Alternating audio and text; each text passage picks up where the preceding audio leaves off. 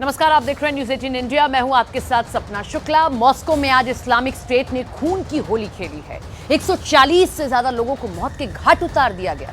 पूरा रूस किस तरीके से त्राहिमाम कर रहा है, पूरा रूस थर्रा गया है। राष्ट्रपति व्लादिमीर पुतिन ने मॉस्को के क्रॉकस सिटी हॉल पर हुए आतंकी हमले के बाद रूस में राष्ट्रीय शोक घोषित किया है। हमले के बाद पुतिन ने ऐलान किया कि हमलावरों को इसकी कीमत चुकानी पड़ेगी। खून का बदला खून से लिया जाएगा। रूस ने अब तक 11 लोगों को गिरफ्तार किया है। इनमें 4 हमलावर हैं और 7 लोग उनकी मदद करने वाले बताए गए हैं।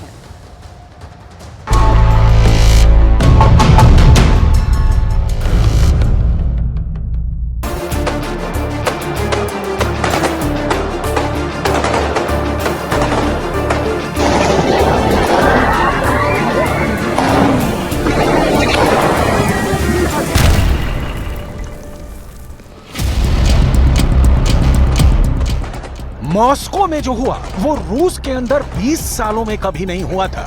एक कंसर्ट हॉल में इस्लामिक स्टेट के आतंकियों ने 80 से ज्यादा रूस के नागरिकों को बेरहमी से फायरिंग खोलकर भून डाला। पुतिन के पास एटम बम है।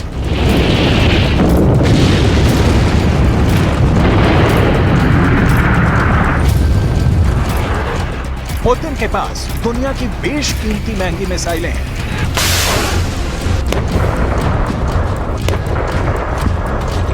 पुतिन के पास ऐसी शैतान मिसाइल है जो एक बार में दुनिया के 1 दर्जन ठिकानों पर परमाणु हमले कर सकती है। पुतिन के पास ऐसी तोपें हैं जो दुश्मन के बड़े बड़े किलों को तबाह कर सकती हैं।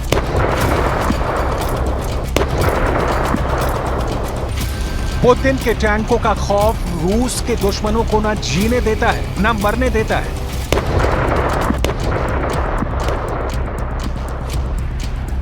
पुतिन के पास लड़ने वाले ऐसे खोखार फौजी हैं कि पुतिन की सत्ता को चुनौती देने की हिम्मत किसी में नहीं।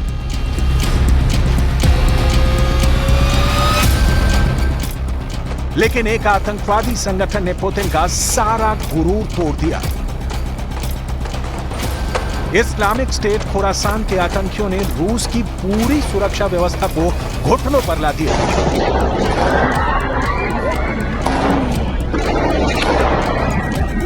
पूरी दुनिया में इस बात की चर्चा हो रही है कि आखिर कैसे रूस के अंदर रूस की राजधानी मॉस्को में इतना बड़ा आतंकवादी हमला हुआ और 5 आतंकवादियों ने 80 से ज्यादा रूस के लोगों को मारकर आराम से कार में बैठकर भाग निकले। आखिर रूस के अंदर इस्लामिक स्टेट के आतंकियों ने इतने बड़े आतंकवादी हमले को कैसे अंजाम दिया? आखिर इस्लामिक स्टेट की रूस के राष्ट्रपति व्लादिमीर पुतिन और रूस की सेना से क्या दुश्मनी है? आखिर क्यों ईरान पर हमले करने वाला यही संगठन अब रूस के नागरिकों के खून का प्यासा हो गया है? क्या यूक्रेन और रूस के बीच चल रहे युद्ध से भी इस हमले का कोई कनेक्शन है? आखिर इस युद्ध को लेकर ज़ेलेंस्की पर बड़े बड़े सवाल क्यों खड़े किए जा रहे हैं? अब इन सवालों पर हम चर्चा करने वाले हैं, लेकिन सबसे पहले हम आपको बताएंगे कि आखिर मॉस्को में हुआ क्या था। रूस पर ऐसा खतरनाक हमला ना कभी देखा ना कभी सुना। तस्वीरें बेहद दिल दहला देने वाली हैं। रूस की राजधानी मॉस्को के अंदर एक कंसर्ट हॉल चल रहा था। म्यूजिक फेस्टिवल हो रहा था। इसमें बच्चे, महिलाएं, सभी आम लोग शामिल थे। तभी अचानक इस्लामिक स्टेट खुरासान के 5 आतंकवादी फौजी ड्रेस पहनकर कंसर्ट हॉल के अंदर दाखिल होते हैं और दाखिल होते ही धनाधन अत्याधुनिक हथियारों से फायरिंग करना शुरू कर देते हैं। पूरा शो हाउसफुल था। 6000 से ज्यादा लोग उस कंसर्ट को देखने के लिए पहुंचे थे।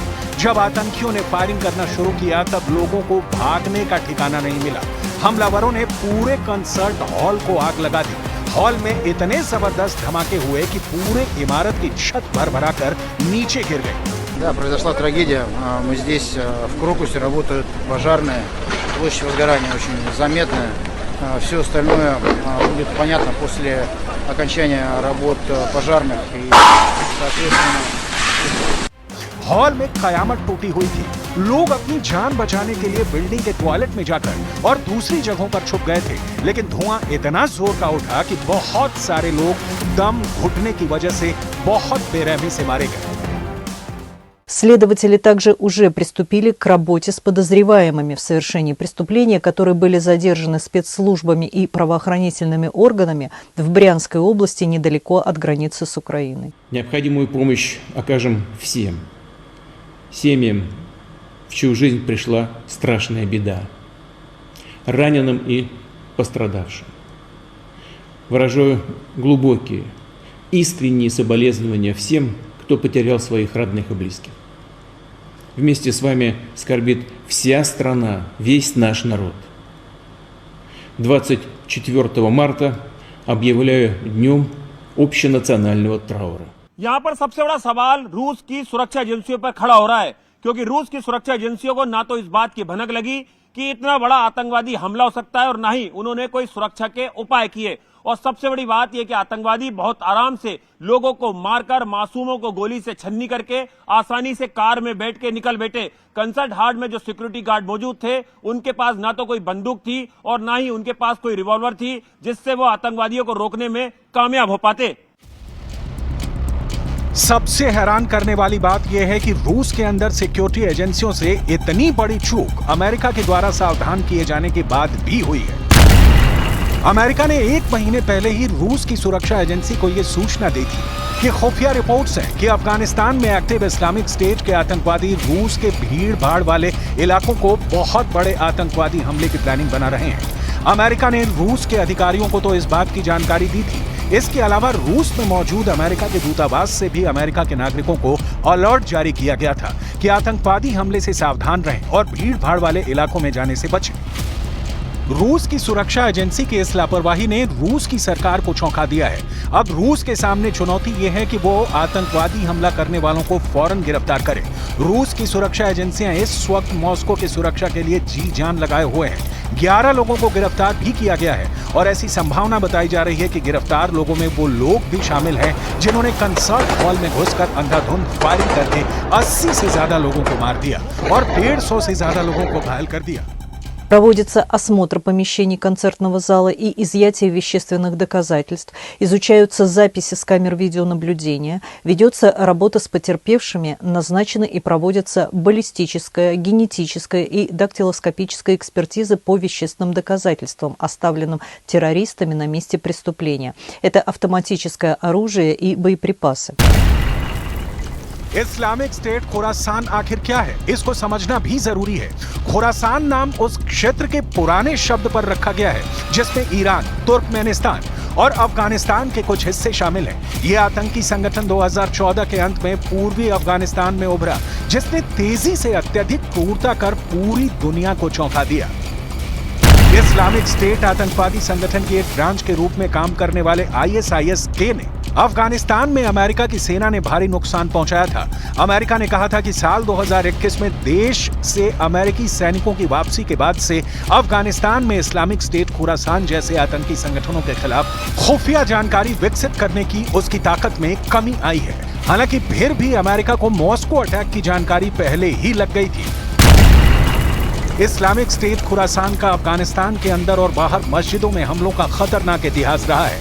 इस्लामिक स्टेट खुरासान ने ईरान में 2 बम विस्फोट किए थे जिसमें लगभग 100 लोग मारे गए थे। वहीं सितंबर 2022 में इस्लामिक स्टेट खुरासान के आतंकियों ने काबुल में रूसी दूतावास पर एक घातक आत्मघाती बम विस्फोट की जिम्मेदारी ली थी। ये आतंकी संगठन साल 2021 में काबुल के अंतर्राष्ट्रीय हवाई अड्डे पर हमले करने के लिए भी जिम्मेदार था, जिसमें अमेरिकियों की निकासी के दौरान 13 अमेरिकी सैनिकों और कई नागरिक मारे गए थे। यहां सवाल यह भी उठता है कि रूस की आर्मी से इस्लामिक स्टेट खुरासान की आखिर क्या दुश्मनी है।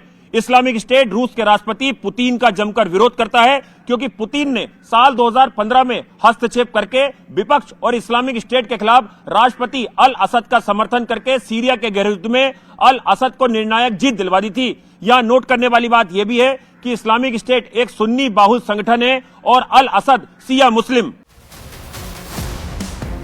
ISIS के इन आतंकियों को लगता है कि पुतिन की सरकार चेचन्या और सीरिया में हमले कर मुसलमानों पर अत्याचार करती है। अफगानिस्तान में मुसलमानों पर इसी तरह के अत्याचार रूस ने सोवियत काल के दौरान किए थे। रूस पर पहले भी खतरनाक आतंकी हमले हुए हैं। 13 दिसंबर 1999 को दक्षिण पूर्व मॉस्को में एक 8 मंजिला अपार्टमेंट की इमारत में बम विस्फोट हुआ। इस विस्फोट में 118 लोग मारे गए थे। ये हमला अपार्टमेंट इमारतों पर हुए 5 हमलों में से एक था, जिसमें मॉस्को और दक्षिणी रूस में 2 हफ्तों के अंदर कुल 293 लोग मारे गए थे। 23 अक्टूबर 2002 को 21 पुरुष और 19 महिला चेचन विद्रोहियों के एक आतंकवादी ग्रुप ने मॉस्को के डेब्रोक्का थिएटर में एक संगीत कार्यक्रम के दौरान धावा बोल दिया था और 800 से अधिक लोगों को बंधक बना लिया था। सुरक्षा बलों के साथ गतिरोध 2 दिन और 3 रात तक चलता रहा। ये तब समाप्त हुआ जब सुरक्षा बलों ने हमलावरों पर काबू पाने के लिए थिएटर में गैस छोड़ी और फिर उन पर धावा बोल दिया। कुल 130 बंधक मारे गए थे, जिनमें अधिकांश की मौत गैस से दम घुटने से हुई थी। 5 जुलाई 2003 को 2 महिला आत्मघाती हमलावरों ने मॉस्को के पास तुशिनो हवाई क्षेत्र में एक रॉक कॉन्सर्ट के दौरान खुद को उड़ा लिया, जिसमें 15 लोगों की मौत हो गई और लगभग 50 लोग घायल हो गए। 6 फरवरी 2004 को एक चेचन आतंकी ग्रुप ने सुबह के व्यस्त समय के दौरान खचाखच भरे मॉस्को मेट्रो में बम विस्फोट किए थे, जिसमें 41 लोग मारे गए थे। इसी आतंकी संगठन ने ईरान पर भी हमले किए थे। सबसे बड़ा हमला ईरान के पूर्व जनरल कासिम सुलेमानी की कब्र के पास किया गया था, क्योंकि कासिम सुलेमानी का भी सीरिया के अंदर जंग में एक बड़ा रोल था। कासिम सुलेमानी की मदद से बशर अल असद को अपनी सत्ता दोबारा स्थापित करने में मदद मिली थी। दरअसल इसी साल जनवरी के महीने में ईरान के अंदर कासिम सुलेमानी की मौत की बरसी मनाने के लिए सुलेमानी की कब्रगाह के पास भारी भीड़ इकट्ठा हुई थी। ईरान की न्यूज एजेंसी के मुताबिक उस वक्त विस्फोटकों से भरे 2 ब्रीफकेस कब्रिस्तान के बाहर मेन गेट के पास रखे गए थे। इनमें रिमोट कंट्रोल की मदद से ब्लास्ट किया गया था। कुछ रिपोर्ट्स के मुताबिक जब सिक्योरिटी फोर्स मौके पर पहुंचने लगी तो भीड़ में दूसरा धमाका हुआ। पहला धमाका ईरानी सेना के पूर्व जनरल सुलेमानी की कब्र के पास हुआ था। कुछ देर बाद ही दूसरा धमाका हुआ। धमाके के बाद पूरा इलाका दहल गया। सुलेमानी की चौथी बरसी पर भारी संख्या में लोग कब्र के पास जमा हुए थे। धमाके में 103 लोग मारे गए थे। इस हमले में भी इस्लामिक स्टेट का नाम आया था। रूस की राजधानी मॉस्को में हुए भयानक आतंकी हमले को लेकर पूर्व रूसी राष्ट्रपति दिमित्री मेदवेदेव ने कड़ी प्रतिक्रिया दी। उन्होंने कहा कि मॉस्को कॉन्सर्ट स्थल पर हुए आतंकवादी हमले के अपराधियों पर बिना किसी दया भाव की कार्रवाई की जानी चाहिए। रूसी समाचार एजेंसी आरटी के मुताबिक दिमित्री मेदवेदेव ने कहा, आतंकवादी जवाब में केवल आतंक की भाषा समझते हैं। अगर ताकत का मुकाबला ताकत से नहीं किया जाता है, आतंकवादियों को मौत के घाट नहीं उतारा जाता है और आतंकवादियों के परिवारों पर कार्रवाई नहीं की जाती है, तो जांच या ट्रायल का कोई फायदा नहीं है। आतंक से निपटने के लिए यही दुनिया का तरीका है। वहीं प्रधानमंत्री नरेंद्र मोदी ने इस आतंकी हमले की निंदा की है। साथ ही उन्होंने सोशल मीडिया प्लेटफॉर्म एक्स पर लिखा कि भारत दुख की इस घड़ी में रूस के साथ खड़ा है। उन्होंने पीड़ित परिवारों के लिए अपनी संवेदनाएं जाहिर की। इस हमले के बाद सवाल यूक्रेन पर भी उठ रहे हैं। हालांकि यूक्रेन की सरकार ने मॉस्को के आतंकी हमले से खुद को अलग कर लिया है। अमेरिका भी इसमें यूक्रेन के साथ खड़ा हो गया है। अमेरिका की राष्ट्रीय सुरक्षा परिषद के प्रवक्ता जॉन किर्बी ने कहा कि हमले की तस्वीरें डरावनी हैं। फिलहाल हमले में यूक्रेन की भूमिका का कोई संकेत नहीं है। अमेरिका इस संबंध में जानकारी जुटा रहा है। यूक्रेन या यूक्रेनी लोग गोलीबारी में शामिल नहीं है। First, before I go through what I prepared to talk about, obviously we've all seen the reports in the video coming out of Moscow. This violent shooting at looks like a shopping mall. Can't speak much to the details of it. I mean, this was all just breaking before I came on out here, so we're trying to get more information, but really would refer to Russian authorities to speak to it. The images are just horrible and just hard to watch, and our thoughts obviously are going to be with the victims of this terrible, terrible shooting attack. And I think, you know, you look at that video if you have, and you got to recognize that there's some moms and dads and brothers and sisters and sons and daughters that haven't gotten the news yet, and this is going to be a tough day. So our thoughts are with them. इस हमले के बाद Putin घर में ही घिर गए हैं। ये हमला रूस की सुरक्षा व्यवस्था पर बहुत बड़ा सवालिया निशान खड़ा कर गया है।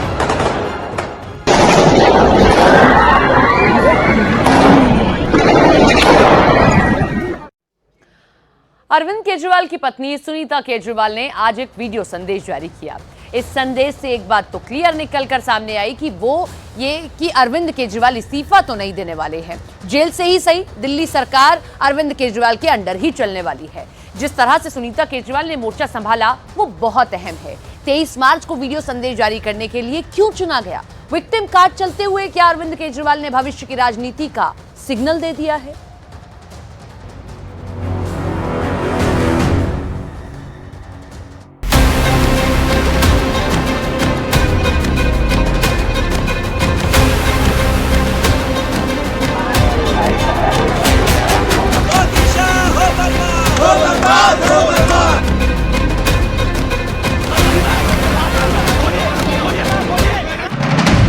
पत्नी की जुबानी केजरीवाल का संदेश।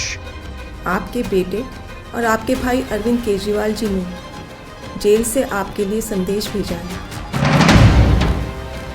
लोहे के बने हैं अरविंद केजरीवाल। आपका भाई, आपका बेटा लोहे का बना है, बहुत मजबूत है।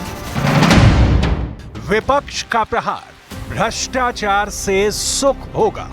आदरणीय सुनीता जी, आप कहां थीं जब आपके बच्चों की झूठी कसम खाने के बाद भी दूसरी पार्टियों से हाथ मिला रहे थे अरविंद केजरीवाल? बीजेपी ने फिर याद दिलाई बच्चों वाली झूठी कसम। और कहते थे हम कभी राजनीति में नहीं आएंगे, बेटी की झूठी कसम खाते थे। बड़ी गाड़ी नहीं लेंगे तो वो भी ले लिया, मकान नहीं लेंगे तो सबसे बड़ा ले लिया, शीश महल बना लिया।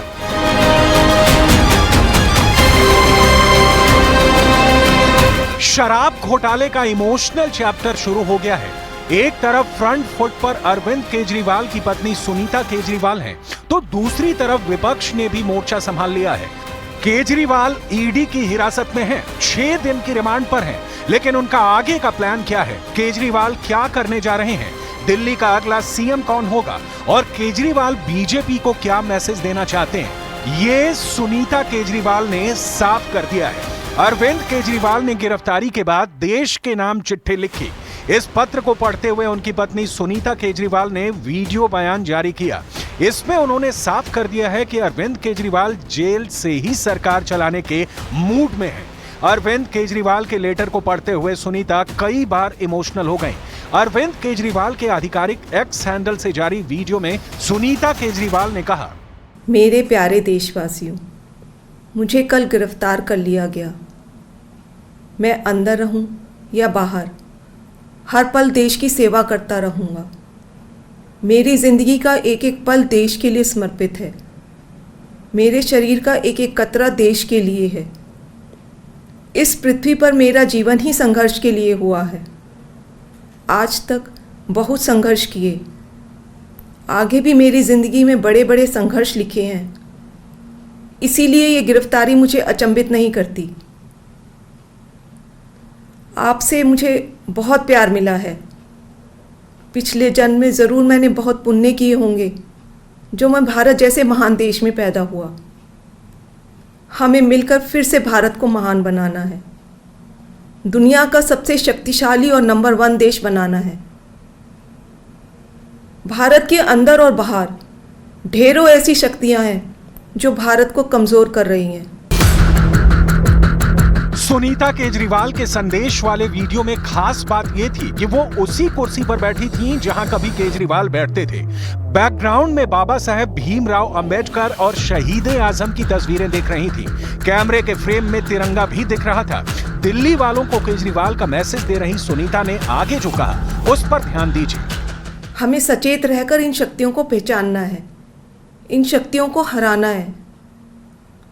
और भारत में ही ढेरों ऐसे लोग हैं, ढेरों ताकतें हैं जो देशभक्त हैं, जो भारत को आगे बढ़ाना चाहती हैं। इन ताकतों के साथ जुड़ना है और इन्हें और मजबूत करना है। दिल्ली की मेरी माँ बहनें सोच रही होंगी, केजरीवाल तो अंदर चला गया, पता नहीं अब 1000 रुपया मिलेगा या नहीं। मेरी सभी माताओं और बहनों से अपील है, अपने भाई और अपने बेटे पर भरोसा रखो। केजरीवाल की चिट्ठी के अगले हिस्से को पढ़ते हुए सुनीता केजरीवाल ने उनके हौसले का भी जिक्र किया। सुनीता ने वीडियो बयान में कहा, ऐसी सलाखें नहीं जो आपके भाई और आपके बेटे को ज़्यादा दिन अंदर रख सके। मैं जल्द बाहर आऊँगा और अपना वादा पूरा करूँगा। क्या आज तक कभी ऐसा हुआ कि केजरीवाल ने कोई वादा किया और पूरा नहीं किया? आपका भाई, आपका बेटा लोहे का बना है, बहुत मजबूत है। बस एक विनती है, एक बार मंदिर ज़रूर जाना और भगवान से मेरे लिए आशीर्वाद मांगना। करोड़ों लोगों की दुआएं मेरे साथ है, यही मेरी ताकत है। केजरीवाल ने जेल जाने से पहले जो चिट्ठी लिखी उसे पढ़ते हुए सुनीता केजरीवाल ने पार्टी कार्यकर्ताओं को भी साफ संदेश दिया है। आम आदमी पार्टी के सभी कार्यकर्ताओं से भी मेरी अपील है कि मेरे अंदर जाने से समाज सेवा और लोक सेवा का काम रुकना नहीं चाहिए। और हाँ, इस वजह से बीजेपी वालों से भी नफ़रत नहीं करनी। वे सब हमारे भाई बहन हैं। मैं जल्द लौट कर आऊँगा। आपका अपना अरविंद। केजरीवाल की गिरफ्तारी पर उनके बिछड़े साथी भी एकजुट होते दिख रहे हैं।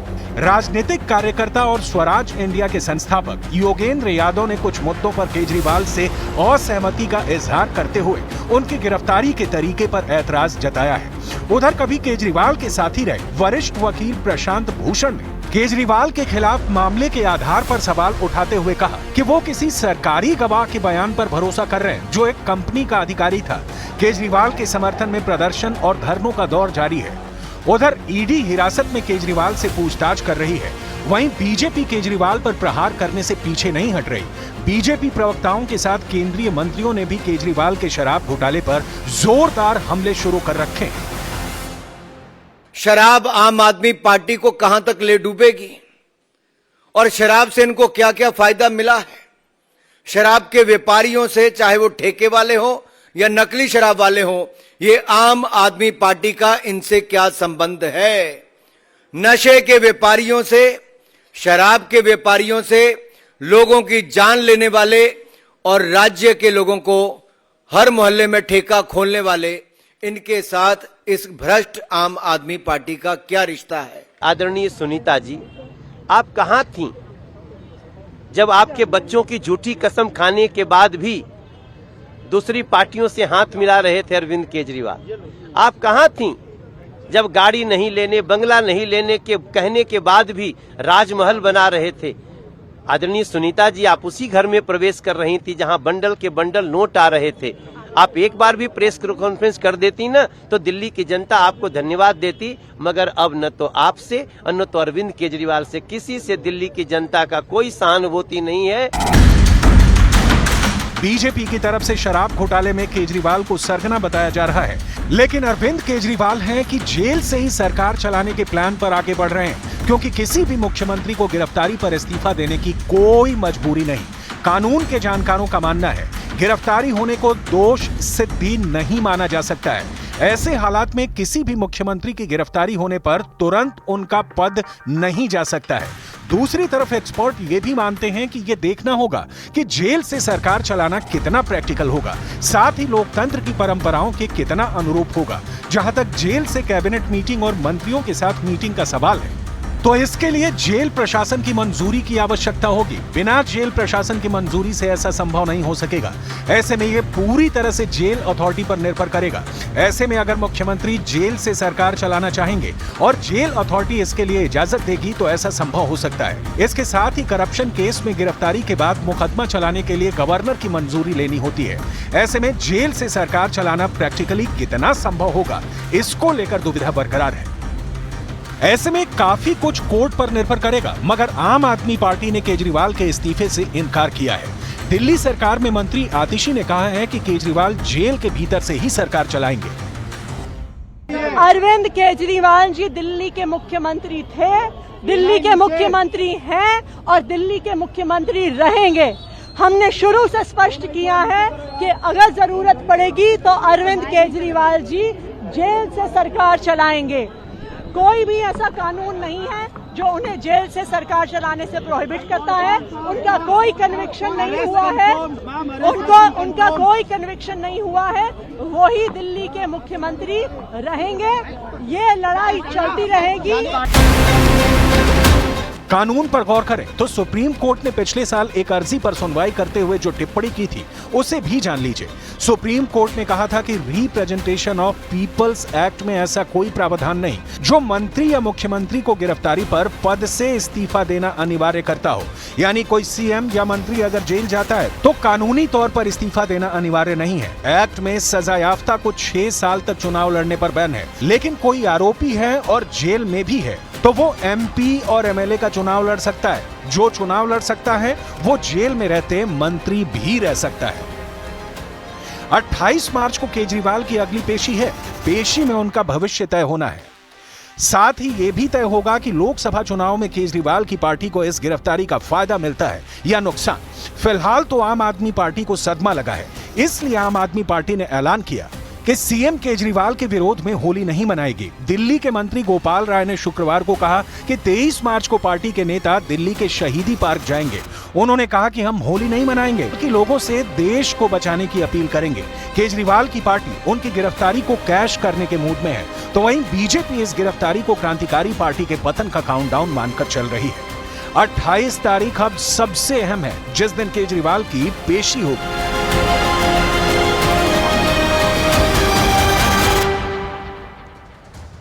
इंडिया गठबंधन की गांठें उलझ गई हैं। बिहार में महाराष्ट्र में गठबंधन के बीच सीट शेयरिंग का फॉर्मूला अब तक तय नहीं हो पाया है, लेकिन पार्टियों ने अपने उम्मीदवारों का ऐलान करना शुरू कर दिया है। और तो और महाविकास अघाड़ी के नेता प्रकाश आंबेडकर ने तो इंडिया गठबंधन को अल्टीमेटम तक दे दिया है।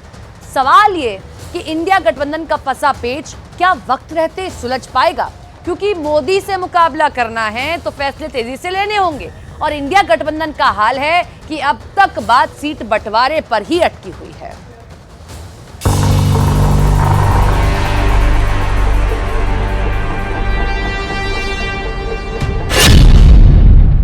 इंडिया गठबंधन का क्या होगा? बंगाल में फेल, बिहार में होगा मेल, महाराष्ट्र में बनेगी या बिगड़ेगी बात? इन सवालों का जवाब जानना इसलिए जरूरी है क्योंकि चुनाव अगले महीने ही हैं और अब तक विपक्षी गठबंधन में सिर्फ टूट, बिखराव और मनमुटाव की ही खबरें आ रही हैं। सीट शेयरिंग पर कुछ भी मुकम्मल नहीं दिख रहा। उम्मीदवारों के नाम का ऐलान तो अभी छोड़ ही दीजिए। महाराष्ट्र और बिहार ऐसे दो राज्य हैं जिनके पास लोकसभा की कुल 88 सीटें हैं। बिहार में इंडिया गठबंधन का हाल है कि लालू यादव की पार्टी राष्ट्रीय जनता दल बिना सीट शेयरिंग का फॉर्मूला तय किए ही सिंबल बांट रही है, उम्मीदवारों का ऐलान कर रही है। बिहार में विपक्ष की सियासत को विस्तार से समझिए। आगे आपको महाराष्ट्र में इंडिया गठबंधन की फुल रिपोर्ट दिखाएंगे। बिहार में सीट शेयरिंग पर पेच। आपको याद हो तो यह बिहार है जहां के नीतीश कुमार ने इंडिया गठबंधन के लिए अलग जगाई थी। विपक्षी एकता को मजबूत कर सीट दर सीट बीजेपी को घेरने की तैयारी हुई थी, लेकिन नीतीश कुमार क्या गए, इंडिया गठबंधन के बुरे दिन शुरू हो गए। अब आलम यह है कि बिना सीट शेयरिंग का ऐलान हुए ही राष्ट्रीय जनता दल टिकटों का बंटवारा कर रही है। आरजेडी ने जिन सीटों पर अपने प्रत्याशियों का ऐलान किया है उसकी लिस्ट आपको आगे दिखाएंगे। अभी आरजेडी कांग्रेस के बीच फंसे पेंच को देखिए। बिहार में इंडिया गठबंधन का क्या होगा? सूत्रों के हवाले से खबर है कि आरजेडी कांग्रेस को 8 सीटें देने को तैयार है, लेकिन दोनों के बीच सहमति के तार अब तक नहीं जुड़ पाए हैं। हालांकि सूत्रों के मुताबिक लालू और तेजस्वी के संपर्क में है कांग्रेस, लेकिन इस संपर्क से सहमति की गुंजाइश कितनी बनेगी जब बिना फॉर्मूले के ऐलान के ही आरजेडी अपनी लिस्ट फाइनल कर रही है। ताजा लिस्ट के मुताबिक लालू यादव अपनी दोनों बेटियों मीसा भारती और रोहिणी आचार्य को लोकसभा का टिकट दे दिया है। मीसा भारती पाटलिपुत्र सीट से लड़ेंगी चुनाव, जबकि रोहिणी आचार्य छपरा से चुनाव लड़ेंगी। दोनों बेटियों के अलावा आरजेडी ने उजियारपुर से आलोक मेहता का टिकट फाइनल कर दिया है। बांका से जयप्रकाश नारायण को टिकट दिया है। बक्सर से सुधाकर सिंह को मैदान में उतारा है और जहानाबाद से सुरेंद्र यादव आरजेडी के प्रत्याशी होंगे। किसी गठबंधन में हम लोग हैं तो मिल बैठ करके बातचीत करते हैं और फिर उसके बाद एक किस्म से संयुक्त बयान जाता है कि साहब हम लोगों ने डिसाइड ये किया है कि इनको यहाँ से टिकट दिया जाए, इनको वहाँ से टिकट दिया जाए। वो तो हुआ नहीं इसमें। अब सीट शेयरिंग की जो बातचीत हो रही थी वो हमारे प्रदेश के अध्यक्ष हैं, प्रदेश कांग्रेस कमेटी के अध्यक्ष, वो गए थे उसमें। उनकी क्या बातचीत हुई राजद के साथ हम लोग को मालूम नहीं है। सिर्फ इतना पता है कि हमारे अध्यक्ष चले गए हैं दिल्ली हाईकमान से बात करने। शायद उनको ये कहने जा रहे हैं कि राजद सहमत नहीं है हमारी सजेशन से, तो अगर ऐसा है तो क्या किया जाए आगे। बिहार में इंडिया गठबंधन में शामिल दल एक पेज पर नहीं है। 2 दिन पहले का घटनाक्रम पूरी कहानी बयां करता है। तब कहा गया कि आरजेडी कांग्रेस को 7 से ज्यादा सीटें देने के लिए तैयार नहीं थी। दूसरी तरफ कांग्रेस कम से कम 9 सीटों की डिमांड कर रही थी। सूत्रों के मुताबिक 17 मार्च की मुंबई की रैली के बाद तेजस्वी यादव और केसी वेणुगोपाल की बैठक हुई थी।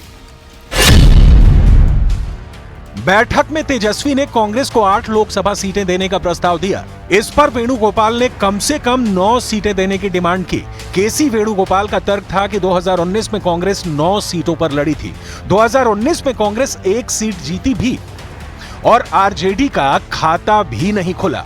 हालांकि मुंबई से लौटने के बाद आरजेडी ने अपना ऑफर वापस ले लिया और दिल्ली में आरजेडी ने कांग्रेस को 8 से घटाकर 6 सीटें देने का प्रस्ताव दिया। और अब कहा जा रहा है कि आरजेडी कांग्रेस को 8 सीटें देने को तैयार है। और इस बीच लालू यादव ने सीटों के बंटवारे से पहले पार्टी का सिंबल बांटना शुरू कर दिया है। बिहार में लालू कैसे कांग्रेस के साथ खेल कर रहे हैं, अब जरा वो भी समझिए। लालू ने गया सीट से कुमार सर्वजीत को सिंबल दे दिया है। अभय कुशवाहा को औरंगाबाद से प्रत्याशी बनाया है। विनोद यादव को नवादा से आरजेडी का सिंबल मिला है। तो बिहार में विपक्ष का सीट शेयरिंग फॉर्मूला बनने से पहले बिगड़ता दिखाई दे रहा है। और बिहार ही क्यों, पश्चिम बंगाल से लेकर महाराष्ट्र तक इंडिया गठबंधन की गांठें इतनी उलझ गई हैं कि समय रहते सुलझती नहीं दिख रही। इंडिया गठबंधन इस हालत में एनडीए का सामना कैसे और कितना करेगा, यह समझना कोई रॉकेट साइंस नहीं है। विपक्ष के आंगन में ही अब बवाल पसर गया है और चुनाव दरवाजे पर खड़ा दस्तक दे रहा है। बिहार से निकलकर महाराष्ट्र आइए तो यहां भी कुछ ऐसा ही आलम है। महाराष्ट्र में इंडिया गठबंधन का क्या होगा?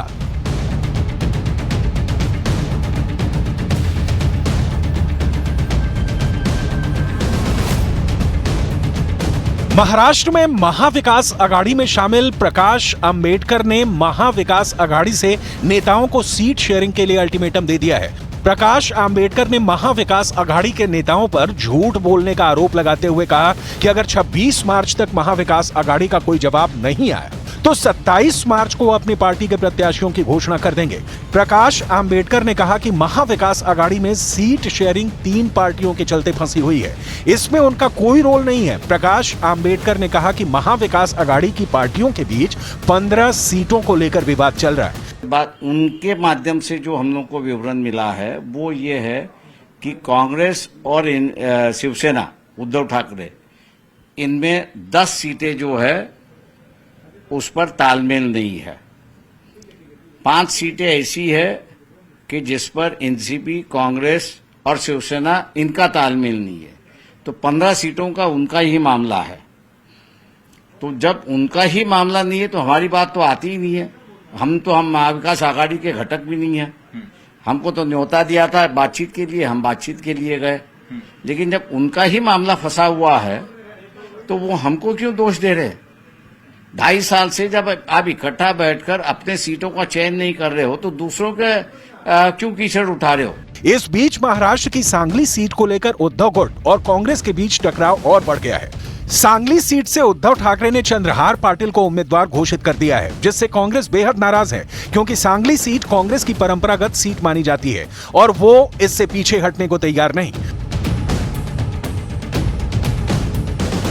हमने भी हमारे कैंडिडेट को बोल के रखा है, वहां पे उनका भी काम शुरू है। क्या आखिरी पार्टियों को हमेशा अपने अपने एरिया में, हर जिले में, हर ब्लॉक में पार्टियों के वर्कर को काम देना पड़ता है, सबको काम में लगाना पड़ता है। स्वाभाविक है उन लोगों ने भी रखा होगा। तो इसका मतलब नहीं कि जब तक अलायंस क्लियर नहीं होगा जब तक ये सब बातें आगे नहीं। महाविकास आघाड़ी में सीट शेयरिंग में फंसे पेंच के बीच कांग्रेस ने 7 उम्मीदवारों का ऐलान कर दिया है, जिसमें नंदुरबार से गोपाल पाड़वी, सोलापुर से प्रणीति शिंदे, अमरावती से बलवंत वानखेड़े, लातूर से डॉक्टर शिवाजी राव कलगे, कोल्हापुर से शाहू छत्रपति, नांदेड़ से वसंत राव चौहान और पुणे से रविंद्र धंगेकर के नाम का ऐलान किया गया है। Indian national development inclusive alliance यानी इंडिया गठबंधन के नेताओं के बीच जमीन पर प्रत्याशी उतारने में ही नहीं, वैचारिक एक रूपता भी नहीं दिख रही जो उन्हें इकट्ठा रख पाए। बीजेपी लोकप्रिय नेता, कुशल संगठन और अच्छे संसाधनों वाली पार्टी है। जाहिर है बिखरे विपक्ष की बीजेपी से फाइट आसान नहीं है। यह तथ्य है कि आजादी से लेकर 1977 तक देश पर राज करने वाली कांग्रेस के खिलाफ एकजुट होने के लिए विपक्ष को लंबा वक्त लगा था। 1977 में कांग्रेस को हराने वाली जनता पार्टी में अलग अलग विचारधाराओं वाले दल थे। ये दल इंदिरा गांधी की ओर से लगाई गई इमरजेंसी के विरोध में एक साथ आए थे, लेकिन आंतरिक विरोधाभासों के चलते ये गठजोड़ 2 साल में ही धराशायी हो गया था। इस वक्त विपक्ष के पास गठजोड़ कर बीजेपी को हराने की बड़ी चुनौती है, लेकिन यह काम बहुत कठिन लग रहा है। आप देश के किसी भी राज्य की राजनीतिक तस्वीर देख लीजिए, इंडिया गठबंधन घिसटता हुआ दिख रहा है। कांग्रेस जो इस गठबंधन की सबसे बड़ी पार्टी है और जिसकी जिम्मेदारी सबसे बड़ी है, वो खुद ही समस्याओं में उलझी है। राज्य दर राज्य जहां अब तक सीट शेयरिंग नहीं, चुनावी कैंपेन शुरू हो जाना चाहिए था, वहां इंडिया गठबंधन अभी घर को ही दुरुस्त नहीं कर पा रहा। मैदान में मुकाबला कैसे करेंगे, ये देश के पॉलिटिकल पंडितों के सामने रिसर्च का विषय है। विपक्षी एकता का उद्देश्य था कि वो एनडीए के विजय रथ के सामने मजबूत दीवार बनकर खड़ी होगी, लेकिन ताजा माहौल ऐसा है कि इस दीवार की हर ईंट दरकी हुई दिख रही है।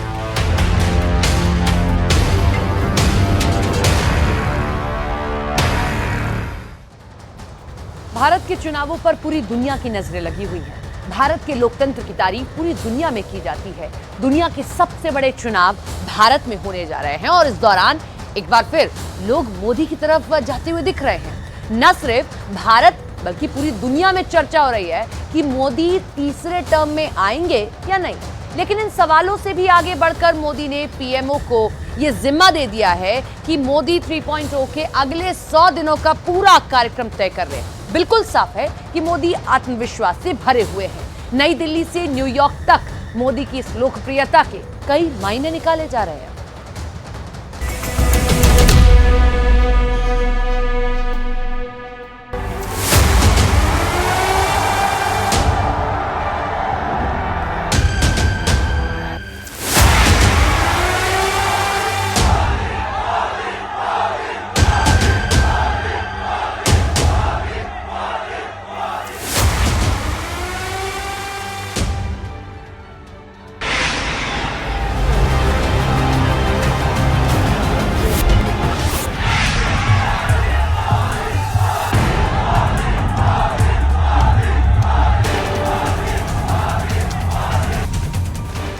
प्रधानमंत्री नरेंद्र मोदी की लोकप्रियता सारे पुराने रिकॉर्ड ध्वस्त करती जा रही है।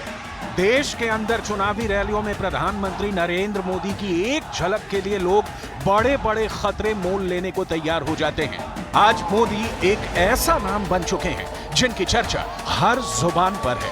बच्चे भी प्रधानमंत्री मोदी को बड़ी बड़ी रैलियों में दूर से पहचान लेते हैं।